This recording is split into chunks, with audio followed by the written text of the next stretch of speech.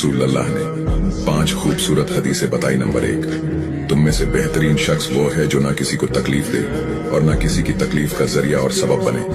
Number 2, जो शख्स दिन में 10 मरतबा सूरतुल इखलास पढ़ेगा, यानी कुल हु अल्लाहु अहद, ये पूरी सूरत पढ़ेगा, अल्लाह ताला जन्नत में उसके लिए महल बना देंगे।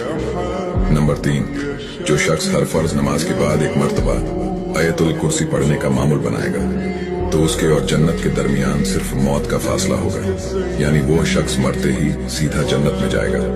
नंबर 5, जो शख्स घर से निकलते वक्त ये दुआ पढ़ेगा, बिस्मिल्लाहि तवक्कलतु अला अल्लाह ला हौला वला कुव्वता इल्ला बिल्लाह, तो अल्लाह ताला शैतान के शर से उसकी हिफाजत फरमा देता है और जिस काम को वो निकला अल्लाह ताला उसमें आसानी पैदा फरमा देता है। नंबर 5, रसूल अल्लाह ने फरमाया, वो शख्स हरा भरा रहे, हंसता खेलता रहे, जो शख्स मेरी हदीस सुने उसको महफूज रखे और उसको दूसरों तक पहुंचाए।